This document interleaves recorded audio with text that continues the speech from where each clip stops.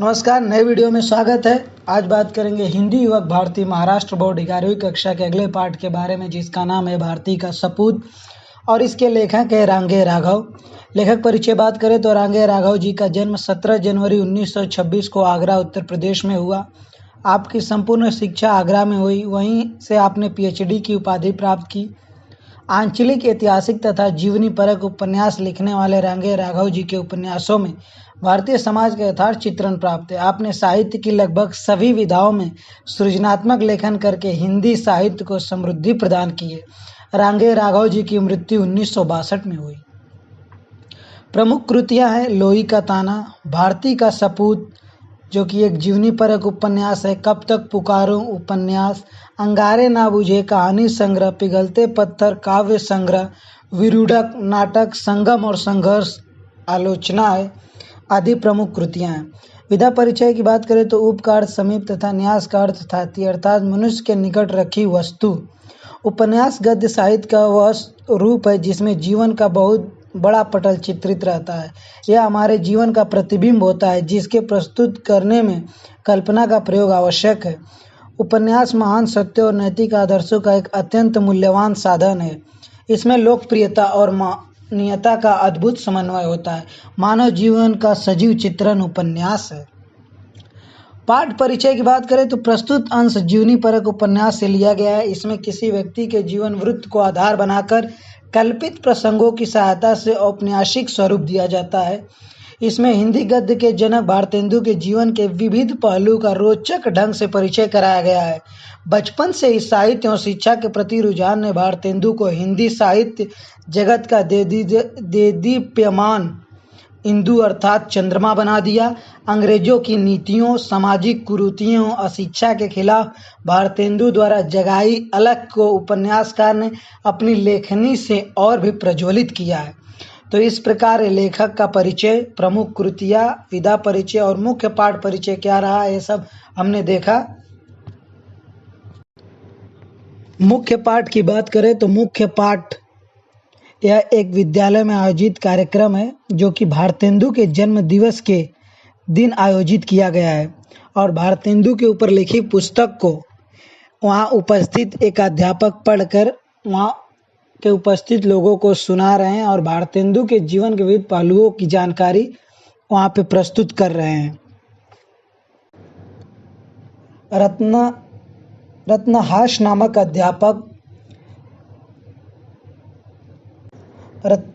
नामक अध्यापक आयोजित सभा में एक भारतेंदु हरिश्चंद्र के ऊपर लिखी पुस्तक को पढ़कर भारतेंदु द्वारा उनके योगदानों से सभी को अवगत कराते हैं। रत्नहास नामक अध्यापक पढ़ते हैं। अध्यापक कहते हैं कि पुस्तक की भूमिका ये है, इसे सुनकर आप सबको पता चलेगा कि 100 साल पहले लोग अपने से 100 साल के बाद के युग के बारे में क्या सोचते हैं, अर्थात जिसमें हम रहते हैं। जिस युग में भारतेंदु की जीवनी लिखने वाला लेखक था, उस युग का प्रारंभ स्वयं भारतेंदु हरिश्चंद्र ने किया था। इस प्रकार अध्यापक रत्नहास के बारे में थोड़ी सी जानकारी देकर पुस्तक पढ़ना शुरू करते हैं और पुस्तक उठाकर उसे पढ़ना शुरू करते हैं। भारतेंदु हरिश्चंद्र हिंदी के पिता माने जाते हैं। महाकवि रत्नाकर ने उन्हें भारती का सपूत कहा है। भारतेंदु हरिश्चंद्र भारतीय स्वतंत्रता के पहले संग्राम के समय 7 साल के थे, अर्थात 1850 में उनका जन्म हुआ था। उनकी मृत्यु 34 वर्ष 4 महीने की उम्र में 1885 में हुई थी। इस प्रकार अध्यापक पुस्तक को पढ़ते हुए भारतेंदु हरिश्चंद्र के जन्म और मृत्यु का सबसे पहले लेख को पढ़ते हैं और आगे पढ़ते हुए अध्यापक पढ़ते हैं। इसमें प्रथम भाग में भारतेंदु के जन्म के समय के काल को बताया गया है कि उनके जन्म के समय उच्च वर्गों का बहुत बड़ा असर था, अर्थात उनके जन्म के समय में बड़े वर्गों का दबदबा था और उच्च कुल के लोगों का ही सम्मान था। अतः भारतेंदु को महत्व मिला था, तो उनमें उनके कुछ अंश उनके कुल का भी था, क्योंकि भारतेंदु हरिश्चंद्र भी उच्च कुल के थे। तो ऐसा कहा गया कि अगर उन्हें ख्याति मिली तो इसमें भारतेंदु के उच्च वर्ग का भी कुछ अंश था, परंतु उस समय उनसे अधिक धनी और उच्च कुल के लोग थे। उन लोगों का इतना महत्व क्यों ना हुआ, वे लोग क्यों नहीं इतना प्रसिद्ध हो पाए। यह बात ही यह स्पष्ट करती है, अर्थात यह बात यह साबित करती है कि भारतेंदु हरिश्चंद्र अपने कुल के नहीं बल्कि अपने प्रतिभा के महत्व के कारण प्रसिद्ध हो सके थे।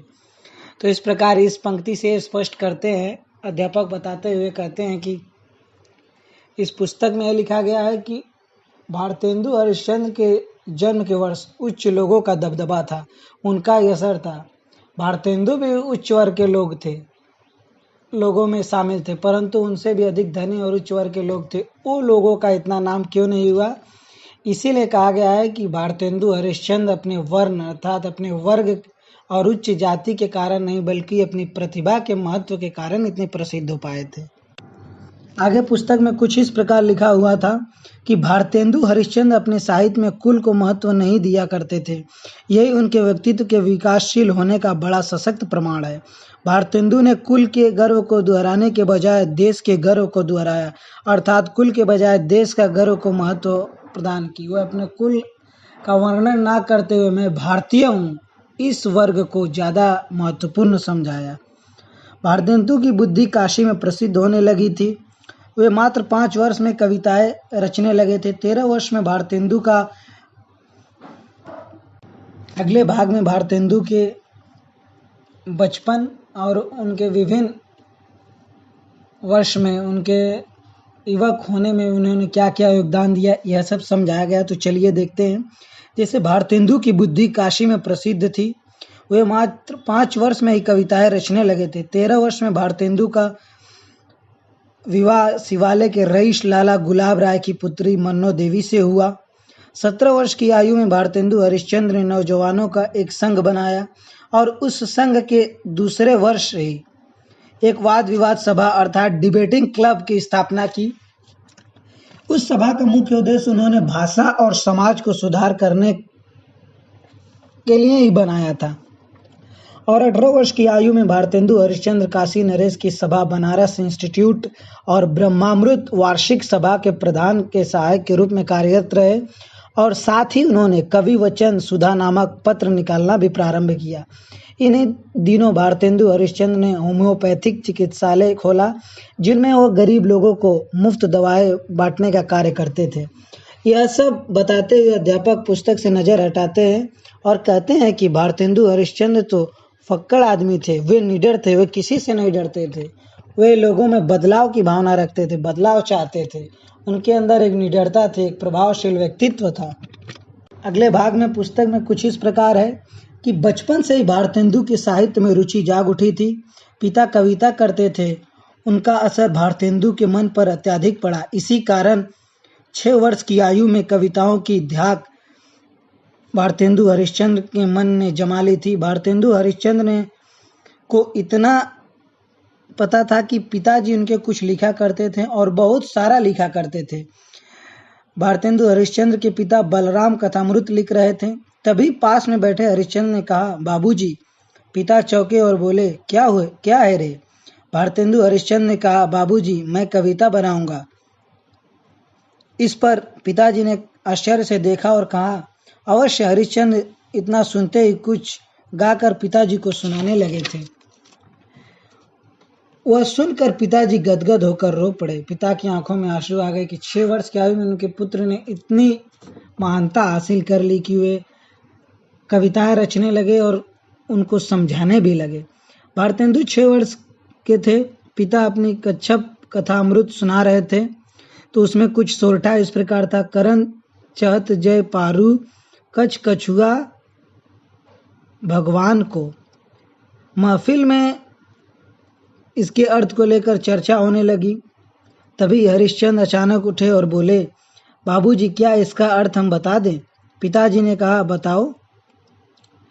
महफिल में बालक को देखकर चारों ओर लोगों को जिज्ञासा होने लगी कि इतने छोटे से बालक किस प्रकार इसका अर्थ स्पष्ट करेगा। और भारतेंदु ने इसका अर्थ बताया। उन्होंने कहा, आप वह भगवान का जो वर्णन करना चाहते हैं जिसको आपने कछुक छुआ अर्थात जान लिया है। यह अर्थात सुनते ही महफिल में वाह वाह का कोलाहल जाग उठा। धन्य हो की आवाज़ें चारों ओर से आने लगी। अर्थात यह एक सभा में यह महफिल रखी गई थी जिसमें लोग ने एक छोटे से बालक को इस सोरठा का अर्थ समझाते हुए देखकर अत्यधिक प्रसन्न हुए और आश्चर्यचकित हुए और शाबाश करने के आवाज़ से महफिल गूंज उठी। लोग उस बालक को धन्य हो कहने लगे। अब अगली पंक्ति में अध्यापक अगले पाठ में भारतेंदु हरिश्चंद्र की पत्नी का चिंतन करते हैं और अपनी भारतेंदु हरिश्चंद्र की पत्नी के चिंतन को व्यक्त करते हैं। भारतेंदु हरिश्चंद्र की पत्नी मन्नो देवी कहती हैं, मैं उनकी पत्नी हूँ, मैं उनके बारे में कितना जानती हूँ यह मैं बार बार सोचती हूँ, परंतु मेरा पति उतना नहीं था जितना वह दिखाई देता था। हरिश्चंद्र ने घर में ही अंग्रेजी और हिंदी की पाठशाला खोल दी थी। तब इस पर उनकी पत्नी पूछती है, मैंने पूछा था कि इसकी आपको क्या ज़रूरत थी। इस पर भारतेंदु हरिश्चंद्र ने उन्हें कहा था, मन्नो बीबी तुम समझ नहीं सकोगी, तुम यह नहीं जान सकोगी। वे कहते थे हमारे पास धन और देश भूखा है, गरीब है और अंग्रेज़ों के खोले स्कूल है, मिशन के स्कूल है, उनमें हमारी संस्कृति नहीं पढ़ाई जाती। भारतेंदु कहते थे मुझे अपनी संस्कृति चाहिए ताकि लोग समझदार बन सके, ना कि साहब बनकर अपनों से नफरत घमंड करे। इस देश को बहुत पढ़े लिखे लोगों की ज़रूरत है। इसके लिए नए नौजवानों पढ़े लिखे इंसानों की एक फसल खड़ी करनी आवश्यक है। फिर मन्नो देवी कहती हैं, मैं यह सब बात समझ ना सकी थी, परंतु उनके मुख पर एक गहरी वेदना थी। उनके मन में चेहरे पर एक दुख व्याप्त होता था अपने भारत के प्रति, संस्कृति के प्रति, गरीब लोगों के प्रति। वो वेदना उनके मुख पर दिखाई देती थी। भारतेंदु द्वारा खोले स्कूल में 5 से बढ़कर 30 विद्यार्थी हुए। वे अपने भाई गोकुल चंद्र के साथ मदरसे में पढ़ाने लगे। बाद में विद्यार्थियों की संख्या इतनी बढ़ी कि उन्होंने वेतन पर एक कश्मीरी मास्टर विश्वेश्वर प्रसाद को रख लिया। बाद में विद्यार्थियों की संख्या इतनी बढ़ने लगी कि उन्हें उस स्कूल को बाबू वेनी प्रसाद के घर में लाया। वह मुफ्त में पुस्तकें भी बांटने लगे। आधे विद्यार्थी बिना फीस दिए पढ़ते थे। बाद में वे विद्यार्थी को भोजन भी मुफ्त में कराने लगे। यह सब कर मानो भारतेंदु हरिश्चंद्र बहुत प्रसन्न हुआ करते थे और उनमें एक उत्साह सा जग उठा था। यह सब मन्नो देवी भारतेंदु हरिश्चंद्र के बारे में बताते हुए रहती है। फिर आगे वह कहती है कि कुछ दिनों बाद भारतेंदु ने कश्मीरी मास्टर विश्वेश्वर प्रसाद को किसी गलती से स्कूल से निकाल दिया, परंतु वेनी प्रसाद भी उस मास्टर से जा मिला और स्कूल वहां से बंद कराकर कहीं और ले गए। रातों रात वहां से वो स्कूल उन्होंने बंद करा दिया। यह सब देखकर मन्नो देवी कहती थी, वे लोग नासमझ हैं, आप क्यों चिंता करते हो। इस पर भारतेंदु हरिश्चंद्र मुस्कुराकर मन्नो देवी से कहते हैं, नासमझ नहीं मन्नो बीबी, वे अशिक्षित हैं क्योंकि वह अपने स्वार्थ के ऊपर नहीं सोच सकते। इस पर मन्नो देवी कहते हैं कि पुरखों ने कमा कर रख दिया है तभी आप इतना दान करते हैं। वे लोग मेहनत से धन कमाते हैं तभी एक पैसे की कीमत वह जानते हैं। वे अक्लमंद लोग हैं। आदमी जिस पेड़ पर बैठता है उसे नहीं काटता। इन सब बातों को सुनकर हरिश्चंद्र मानो मेरी ओर देख रहे थे। वे कहती हैं उनकी आंखों में मानो एक डुबो देने वाली स्याही दिखाई दे रही थी। उनकी घुंघराले लटे कानों पर झूल रही थी, मानो मैं उनके सामने होकर भी नहीं थी। मन्नो देवी आगे बताते हुए कहते हैं कि वे ऐसे देख रहे थे मानो मैं कांच की बनी थी। वे कहती हैं व्यक्ति का जीवन वही तो नहीं जो उसके बाहर से झलकता हो। वे कवि हृदय थे अतः कविता लिखते थे, वैभव था इसलिए दान देते थे, सुलझे थे अतः देशभक्त थे, साखर्ची थी इसलिए कि पिता की यह परंपरा थी, प्रसिद्ध हो गए थे अतः देश के बड़े बड़े पदाधिकारी राजा और लोग उनसे मिलने आते थे। मन्नो देवी कहते कहते कहती हैं, वे नाटक करते थे, लिखते थे, पर इतना तो अधिक नहीं था, क्योंकि वो जिए ही कितने, 34 बरस 4 महीने। इस प्रकार भारतेंदु हरिश्चंद्र का वर्णन करते हुए मन्नो देवी कहती हैं कि भारतेंदु हरिश्चंद्र बहुत ही उदार थे, सुलझे हुए व्यक्ति थे, उनमें वैभव था, लोगों के प्रति प्रेरणा थी, संस्कृति के प्रति प्यार था, परंतु यह सब इतना अधिक नहीं था, क्योंकि वे मात्र 34 वर्ष और 4 महीने ही जी सके। अब अध्यापक रत्नहास आगे पढ़ते हुए कहते हैं कि किसी ने मन्नो देवी से पूछा कि अब भारतेंदु हरिश्चंद्र की तबीयत कैसी है। इस पर मन्नो देवी कहती हैं, वे ठीक नहीं हैं। भारतेंदु सैया पर पड़े थे। मन्नो अर्थात मल्लिका का यहाँ मन्नो देवी को यहाँ मल्लिका कहा गया है। अंत में मल्लिका ने देखा तो आंखें फटी रह गई। वह उनके चपल रूप, दबंग उत्साह को याद करती, जिसमें अहंकार न था। वह रक्त बीज का अंत बार बार उठ जाता था, जो काशी को गुरजाया करता था। उनके अनेक रूपों को याद करती और दान करना, देश में सुधार करना। मल्लिका को भारतेंदु के इन विभिन्न रूपों को याद कर ध्वनि के माध्यम से वे उनके सामने आते थे, ध्वनि रूप होकर। वह कभी छोटी बात नहीं किया करते थे। राजा, महाराजा, पंडित सब ने उन्हें भारतेंदु कहा, क्योंकि वह नेता था। उन्होंने साहित्य, धर्म, देश, दारिद्र्य मोचन और कला और आत्मीयता, अपमानित नारी के उद्धार के लिए अपना सर्वस्व न्यौछावर कर दिया था। क्या वह मनुष्य था? ऐसा जटिल व्यक्ति, ऐसा साधारण सुभल व्यक्ति, ऐसा मल्लिका अर्थात मन्नो देवी कहती हैं। परंतु आज वह मलिन सा पड़ा है, पर नेत्रों में वही चमक है, ओठों पर वही क्षमा भारी आशुतोष और अपराजित मुस्कुराहट है। यह सबका मल्लिका चिल्ला पड़ी। स्वामी और भारतेंदु के पांव पकड़कर फूट फूट कर रोने लगी। यह सब सुनते अध्यापक जो किताब पढ़ रहे थे, जो यह सब किताब से पढ़कर सभा में उपस्थित लोगों को भारतेंदु हरिश्चंद्र के बारे में बता रहे थे, उन्होंने देखा कि यह सब सुनकर लोगों की आंखें गीली हो गई। उन्होंने कहा, और उसके बाद तभी सभा में से एक व्यक्ति खड़ा हुआ और उसने कहा, इसके बाद हम सब जानते हैं अध्यापक महोदय। फिर अंत में भारतेंदु के जलाए दीपक के असंग दीपक जल उठे। यह अंत में हमें एक कहानी की सीख अध्यापक बताते हैं। यह सब बताकर वे बाग में चले जाते हैं, जहां उसी दिन उस कार्यक्रम के बाद भारतेंदु हरिश्चंद्र के ऊपर एक नाटक रखा गया है और उसका नायक हरिश्चंद्र ही है। और अंत में हरिश्चंद्र के बारे में लेखक ने लिखा है कि वह हिंदी गद्य का पिता, भारती का सपूत है। तो इस प्रकार विभिन्न भागों को मैंने सरल शब्दों में आपको समझाने का प्रयत्न किया। अब देखते हैं कि इस पाठ द्वारा हमें लेखक क्या सीख देना चाहते हैं। तो इस प्रकार अध्यापक रत्नहास ने पुस्तक में लोगों को भारतेंदु हरिश्चंद्र के जीवन के विभिन्न भागों को वहां उपस्थित लोगों में अवगत कराया। इस पाठ के माध्यम से लेखक आज के युग में नए युवकों को भारतेंदु हरिश्चंद्र के जीवन से परिचय कराना चाहते हैं तथा बताना चाहते हैं कि कम वर्षों तक जीवित रहने के बावजूद भारतेंदु हरिश्चंद्र किस प्रकार और किन किन कारणों से प्रसिद्ध हो पाए थे। इतनी कम आयु जीने पर भी हम उन्हें क्यों याद करते हैं, क्यों भारत के सपूत कहे जाते हैं। लेखक नौजवानों को यह संदेश देते हैं कि हम सब भी देश के लिए कुछ न कुछ योगदान दे सकते हैं।